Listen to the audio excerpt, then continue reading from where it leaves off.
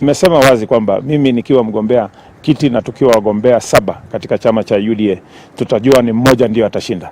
Wakati niligombea nilikuwa najua kutakuwa na wengine, lakini najua kwamba ni mmoja atashinda. Yule atakuwa ameshinda, tutamuunga mkono, kwa sababu hiyo ni demokrasia ya chama chetu cha UDA, na ni demokrasia, asiyekubali kushindwa sio mshindani. Tumemaliza campaigns, sasa tunaomba wafuasi wetu wajitokeze waende wapige kura, na tunaomba Mwenyezi Mungu atusaidie pia tupate kiongozi ambaye atalinda maslahi na haki ya kila kabila ambaye inaishi katika kaunti yetu ya Uasin Gishu.